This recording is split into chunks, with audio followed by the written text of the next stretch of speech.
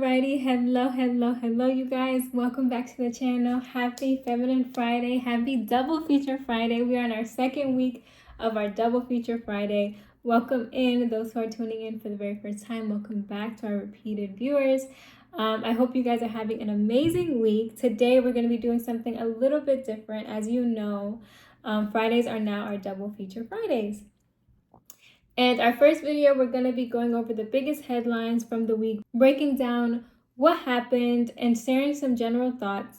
And most importantly, asking what lessons can we take away from each and everything that's happening around us. Today, we have a lot to cover. We're going to be talking about Candace Owens' pregnancy announcements and continued debate surrounding Charlie Kirk's legacy, Tucker Carlson appearance on Alex Jones, the new development of Charlie Kirk's investigation, the earthquake in Venezuela, and several other stories that's been making headlines this week. I'm not going to spend forever on each topic, and just for today, I just want to overview these topics because my goal today is simply to give you guys a quick overview and share a few thoughts on each topic, but leave you guys with something that I think is more important than any individual headline.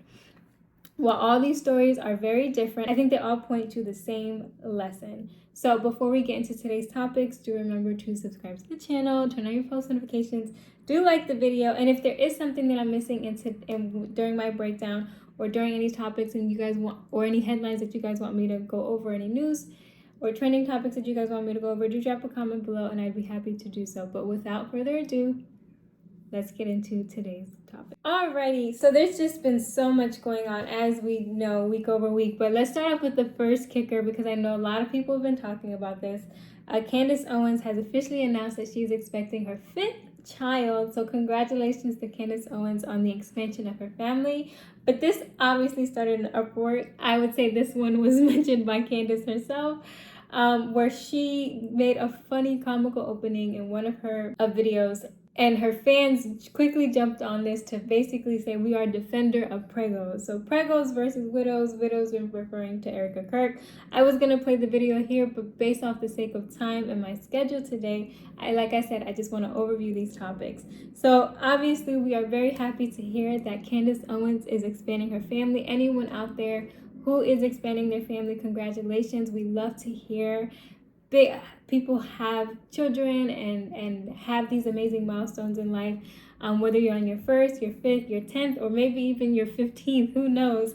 We are happy, and a big congratulations to you guys. Now, I believe the reason why this story is so significant and it's been making its way because not only is it comical with the prego versus widow, the defender of prego versus the defender of widow, which we've known, which if you guys want to see that, I would highly suggest seeing Candace's clip from Monday. Candace's video from Monday. She basically just goes right off the back with that one, which was hilarious. But obviously people were defending Erica Kirk because she was a widow. Now people are defending Candace Owens, saying that she has a legitimate reason to basically be going strong and doubling down on her alleged attacks against Erica Kirk. And whether you agree with Candace or not, she is a pregnant woman, and anyone who's dealt with a pregnant woman, especially ones who have been carrying boys, know that, they tend to just use violence, figuratively, I'm going to say figuratively, allegedly. That may not have been your experience, but I have had my friends, and specifically my sister, who had, experiences when they were pregnant, and let's just say that, during certain times they chose violence and they chose to double down, and without reason, maybe with reason, who knows, we weren't there. That's just what they decided. So hey, Candace, she lost a friend. She wants to get to the bottom of it, and she's not letting up, which I respect. At the end of the day, and she's doing that full-blown pregnancy. It's gonna be going up several notches, but as we know, she announced this week that she's gonna be taking a small break, so we'll probably be seeing her in different interviews here and there. I know she did an interview with Sharon, which we're highly waiting for. It's a highly anticipated video. I believe it was 4 hours, so it's gonna be the talk of the town once it comes out. I can't wait for it to drop. We're definitely gonna be doing a reaction to that. But with that being said, segueing into another relevant conversation regarding Charlie Kirk is Baron Coleman provided a remarkable opening statement, I dare say. I want to say Wednesday. I believe it was Wednesday. I believe it was Wednesday show. If it was not Wednesday show, it was definitely Monday show. But I would highly suggest that you guys check it out. He basically laid out in a very nice way, right? In a very smooth way, all the basically, I would say, evidence possible, speculation possibly, conspiracies for people who may not agree with his perspective on why there's so many questions surrounding Charlie Kirk's death and why it cannot be a lone gun shooter, let alone possibly not be and allegedly not be Tyler Robinson. And then he dropped a bombshell right after that, basically saying that there's someone directly connected to TPUSA, maybe still active in TPUSA, we do not know, that wants to come forward. And what coming forward means, meaning coming to their side. As you know, Baron Coleman has been very vocal about his view on the death of Charlie Kirk and how he believes from his professional experience, but also from a place of common sense, that he says that it is very unlikely that Tyler Robinson was the sole person who was responsible for the death of Charlie Kirk. And more people are tuning into him because he has a lot of interesting things to say, but not only interesting, he's backing them up with legal evidence, with, I would say, thoughtfully conveying his opinion in a way that brings the narrative and bring his perspectives full circle and kind of sheds light onto the possibility that he may be correct. Now, whether all his theories and all his thoughts directly align with the truth of what happened, we do not know. These are why the investigations are happening. This is why he's diving into it, and I do respect him for that. But I would dare say that he articulated a very good opening statement, as the lawyer that he is, that we expected him to be, on why we cannot follow the mainstream narrative of what happened to Charlie Kirk's death. And, you know, like I said in the past, whether you're Candace Owens and you were directly tied to Charlie Kirk and you want answers, or whether you're someone like Baron Coleman who may not have had strong connections to Charlie Kirk, or I don't even know if he even met Charlie Kirk, or he may have met him twice or once or something like that, but he just has no direct connection and he just wants justice to be served, and obviously the people who did this to better understand the reason why, because it may be part of something darker and something that may affect all of us in the future. And I respect that. I respect people going the full mile, using their levels of expertise, supporting one another in this investigation and trying to get to the bottom of something that is tragic. Whether you agreed with Charlie Kirk's views or not, no one deserves to be killed in cold blood, whether you were Martin Luther King, whether you were JFK, whether you were Charlie Kirk himself, whether you were other leaders around the world that their names are not coming to me, but foreign leaders as well. No one deserves to be taken out of this world for this, especially by the hands of another man. God is the only person that has the right to give and take life. And I think that moral law, that natural law, should be respected. Now, people may disagree with me. People may say, like, hey, Sharon, there's a death conviction, there's a death penalty for this reason and that reason and that reason. And we can talk about it in another video. But ultimately, for the sake of just saying your opinion, for the sake of having real good intentions and trying to build something overall that's positive, or whether you agree that what he was building, or whether you disagree or agree that what he was building was positive or not, at the end of the day, to die for the sake of an opinion is so sad, and so it leaves you to think that where in the world is going if you can't have someone to just say what they think what they say, and not cause any harm to anyone. If anything, he was trying to do the opposite. And even though I do not know much about Charlie Kirk, I do admire those people who stand behind him. I do admire the people who are supporting this investigation to at least have justice be served for something that, you know, can ultimately be something bigger than we may think. Now, segueing that into serving justice. So the Supreme Court did several rulings specifically on immigration. The Supreme Court handed down decisions in major immigration cases, granting wins to the administration regarding border asylum seekers. The court issues a ruling on the Roundup weed killer lawsuits. So essentially, it's just going in favor of the administration. We know that the administration wanted to deport people that are not legally here. And whether you agree with this or not, this is the circumstances of today. There are a lot of good people obviously here that are hardworking, that don't cause trouble. There is a such thing as due process. We don't necessarily know how this is actually going to unfold, but this is the current headlines that are happening here. So essentially, people are going to be deported, and if you want to come back, you would have to follow the general the legal process to try to get in and try to get your visa or your citizenship the way that it was intended to. And a lot of people obviously are pointing at the Trump administration because they say, how can you do this? How can you deport so many people? People are looking at the Democratic Party saying like, hey, this is your fault for having open border policies, or that Obama deported way more people under his administration. Regardless of the facts of what's going on in the headlines, there are real families that are going to be impacted from this. We would encourage people I would encourage people to just talk to your lawyers. I do not know the legal system. I do not know the specifics of how this is going to be ruled. Whether if there's going to be a bill that's passed, whether if it's going to be a process that's handed down to the people who are going to be actually executing these deportations, whether they're going to be on a case-by-case basis, that information is not known. So I would highly encourage people who are experiencing and will face deportation, or know a family member or friend that will experience deportation, find a lawyer, consult with your lawyer.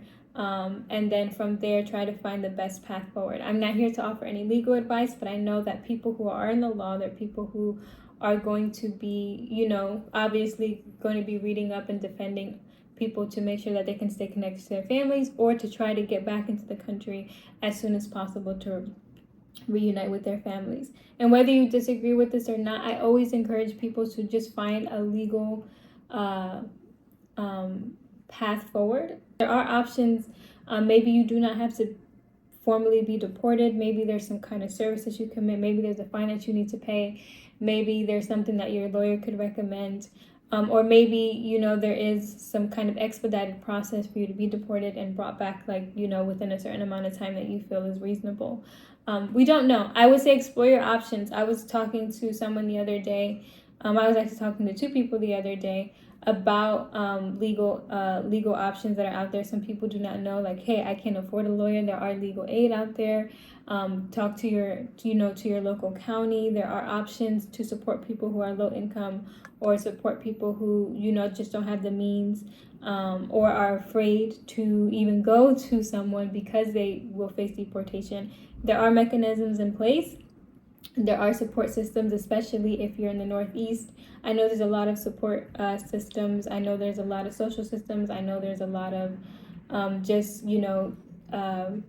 programs within the county, within the town, within your city. So, go down to your local office, maybe make some calls if you're too afraid to go down.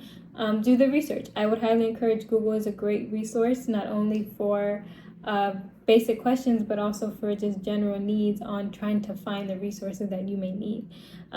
So with that being said, speaking of the political party and system, apparently Tucker Carlson has denounced the Republican Party and allegedly will no longer be voting Republican moving forward. Now, what that actually means and what that actually looks like, if he misspoke or not, people are a little bit confused, because at the same time, within that same breath, he basically endorsed J.D. Vance, and we know J.D. Vance is under the political party. Maybe there's some conversation that happened in the background with Tucker and J.D. We know that they have a good relationship, to say the least.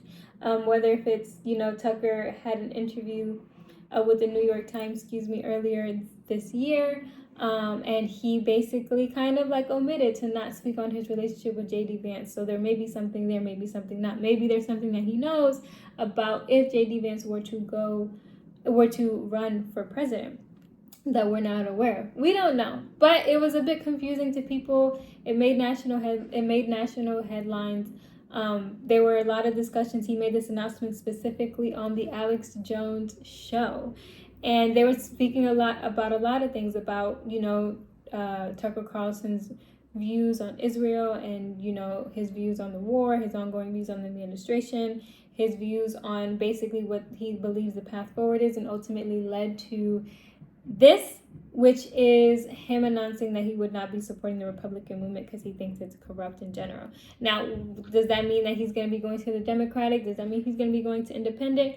We don't know. We're all a little bit just, taking all the information in. I know I'm just going to see how things unfold, because I think a lot of people sometimes say things in the heat of the moment, or maybe say things in jest because they're overwhelmed, or because right now that's just the information that they have, and that's the best decision to make. And I think that he's been very clear about his position with the administration and how he did not support the war. He did not support how we decided to basically support Israel in something that he thinks that caused more harm than good. And a lot of people do agree with him. Now, some people followed Tucker and decided to denounce the administration. Some people did not follow Tucker and didn't agree with the administration but decided to follow through.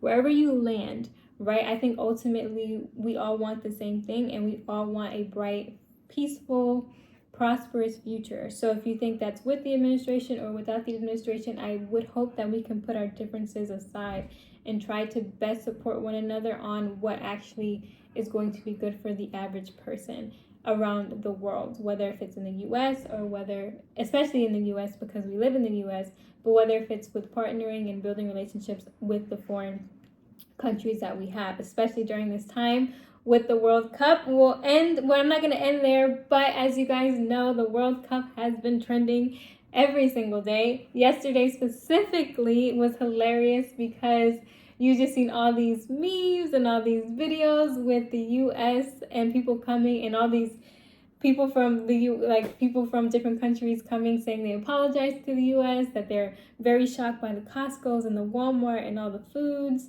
Apparently there was some ranch that was stolen, or some ranch that was trying to be smuggled from the airport. Through customs, by some people that were visiting during the World Cup. It was all hilarious. I love the memes, and I love that people can see the American culture. Even there's a lot of opportunities that we have to work on.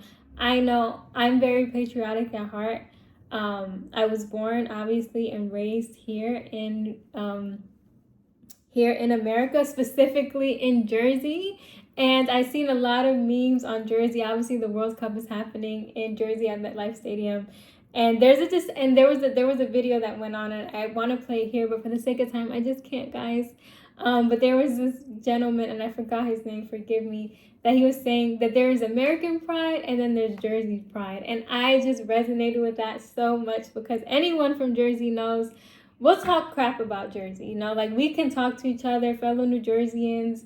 We can talk to each other about things that we don't like, whether if it's taxes, whether if it's traffic, whatever the case may be. But let someone else talk about Jersey. Oh, we're ready to rip you to shreds. We do not play. Jersey is the best state. I don't care what anyone says.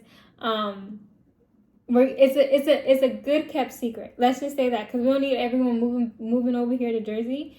But it's the best kept secret, and those people who live in Jersey, who are raised in Jersey, they know. If you know, you know. And I know you may not appreciate how expensive it is, but it's expensive for a reason. And you know what? We'd rather keep our prices the same than to have unwanted people in our state. So with that being said, and that doesn't mean, I just want to put this out there, disclaimer to our senator, disclaimer to our government, disclaimer to our marriage. That doesn't mean increase taxes. Okay, we're good with where we're at. Maybe we can go a little bit down. Secretly, we don't got to announce that to the world. Secretly, let's just, for people who was born and raised in Jersey, I'm trying to say, I feel like you should get like a special tax or a reduction every year of like 1%. I don't think 1% is going to hurt anything. And then people who are newcomers, they get all the taxes because they haven't done their time. We've done our time. We served our time. Help us out here. But with that being said, speaking of locations, there was a major disaster in Venezuela yesterday. Unfortunately, there are a lot of people who are missing. I believe it's over I believe it's about 5,000 people right now. It says Venezuela earthquakes, back-to-back earthquakes struck Venezuela. Rescue teams are racing to dig survivors out of the rubble amidst a mounting death toll and widespread building collapses in surrounding areas. So I pray for Venezuela. It's unfortunate, those things, obviously, those devastating earthquakes, there is not much to be done. But if you are local to the area, if you can help in any way possible. I know there's going to be different refugees ministries that are probably going to be going out there.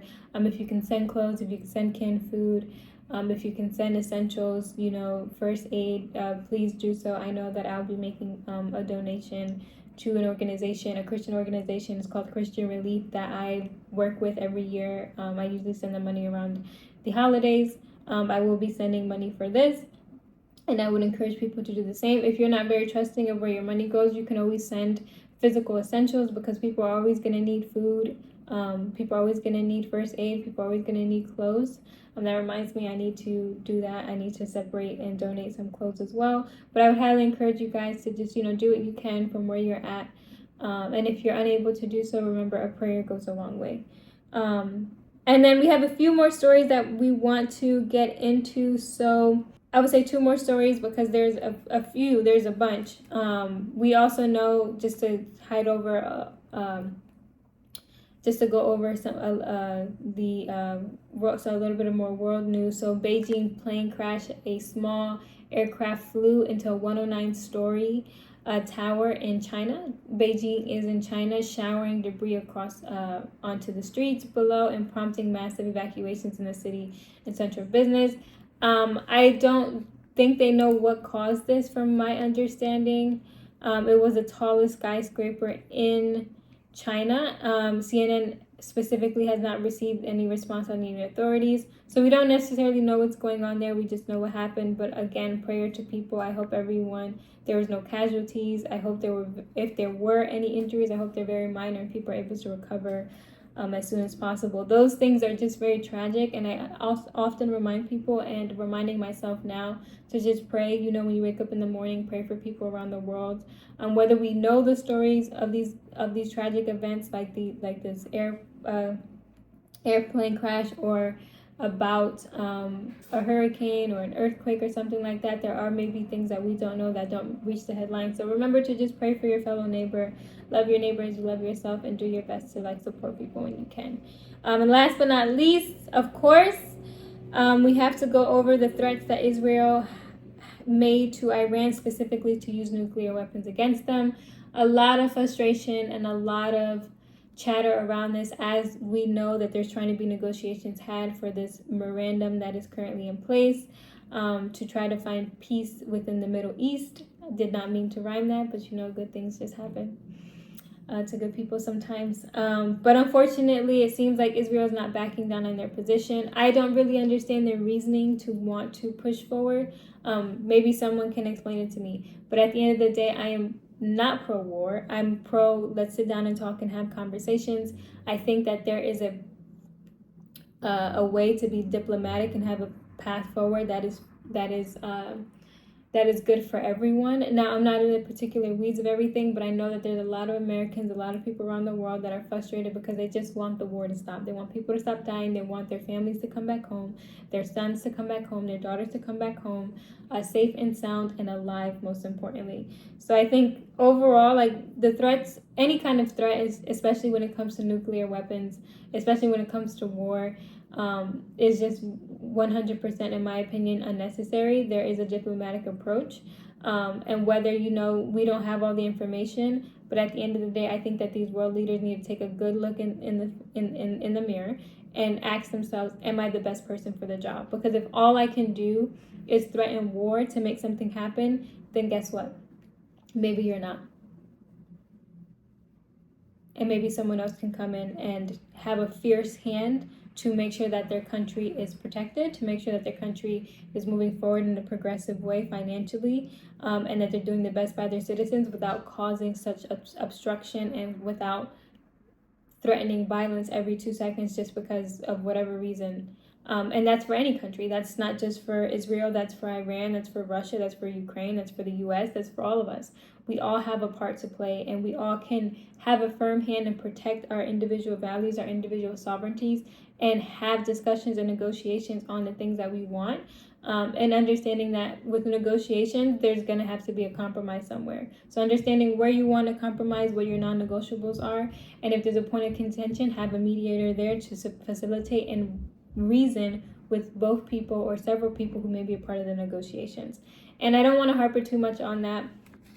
I just wanted to do a quick overview of all the headlines. I know I went over a lot, and I didn't want this video to be hours and hours and hours on end, because I know that we've all been feeling the emotions and the sadness and feeling a little bit discouraged with all the things that are going on, constantly hitting us. But before we wrap up today's video, I wanted to leave you all with one thought. If we've been paying attention to the news lately, it feels like everywhere we look, there's another reason to feel discouraged. There's natural disasters, political division, questions about institution, questions about leadership, questions about justice, and questions about the future. And if we're not careful, we begin consuming so much negativity that we slowly convince ourselves nothing's going to change. But I don't believe that's true. I believe history has always been shaped by ordinary people who decided not to lose heart. Maybe you don't have millions of followers. Maybe you don't have political influence. Maybe you're just trying to make it through the week. Yourself, I get it, and I'm there with you. That doesn't mean your voice doesn't matter. Every conversation you have, every post you share, every truth you stand for, every act of kindness, every time you refuse to stay silent when someone is wrong, those things matter. Culture isn't shaped overnight. It's shaped by millions of ordinary decisions made by ordinary people every single day. If you want a better future, support people who are speaking truth. Have difficult conversations respectfully. Encourage your family. Have families. Raise good children. Serve your community. Stand for your values. And most importantly, do not lose heart. Because the world needs more people who are willing to bring light instead of simply pointing out all of the darkness. No matter where you're watching from around the world, I hope today's video encourages you just a little bit to stand up, to not lose heart, and to do your part to create a future for not only yourself, but for the future for children, for your children and for others. I'll end it there because I don't want to say too much. But thank you for spending this part of your Friday with me. Don't forget, we will be back for a better episode, a better feel, because I know that this was kind of mundane. I know it was kind of hard to hear going over all these tragic things, but we're going to lift our spirits and we're going to end our day with something beautiful. We're going to be back at 8 p.m. Eastern Standard Time for the second episode of Love Actually, where we're going to be reacting to voicemails for Elizabeth. So I'll see you guys then. I'll see you guys soon. Very, very soon. Do take care of yourself. Take care of each other. And keep hope alive. Keep hope alive, you guys. Keep hope alive. And I'll see you guys in my next video. So talk soon. Bye.